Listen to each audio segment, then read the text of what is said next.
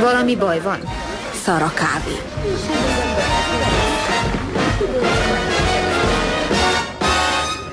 Köszönöm. Nos, a magam és a másodszor is feleségem Emily nevében megköszönném, hogy eljöttetek és velünk ünnepeltek. Jó barátok vagytok, mi pedig nagyon-nagyon szerencsések. Sokat töprengtem azon, milyen dalt válasszak a hagyományos első tánchoz, mely a házasságunk következő szakaszát képviseli. A legjobb szakaszát, ha jól sejtem. Végigbögésztem a legnagyobbakat, Bennettet, Sinatrát, Chuck Berryt. Majd eszembe jutott egy történet. Legtöbben ismeritek a lányomat, Lorelait. Mikor 3 éves volt, szegénykém átesett egy igen komoly fülgyulladáson. Borzalmas volt. Egész éjjel ordított. Egy dada sem bírta egy hétnél tovább. Ja, ettől volt borzalmas. A kézifájdalom mellékes volt. Így Emily kénytelen volt minden este az ágya mellé ülni. Mindent bevetett, hogy megnyugtassa, míg végül talált egy dalt, ami lecsillapította. A rádióban ment ez a szám, és hamarosan Emily kedvence lett. Nekem az agyamra ment.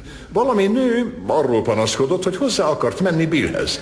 Nem éppen Cole Porter.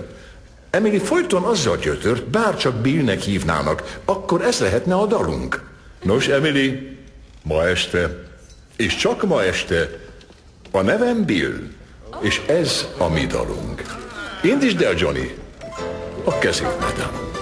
Hihetetlen, hogy emlékeztél erre a dalra.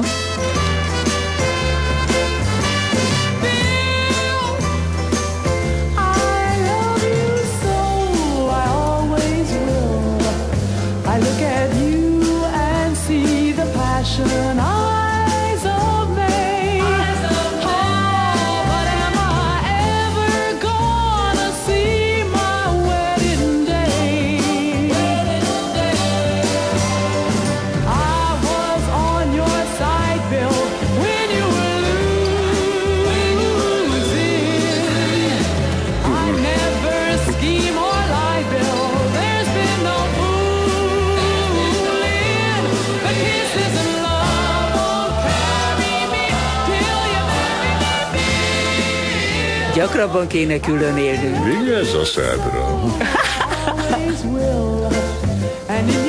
Most pedig, akik szeretnek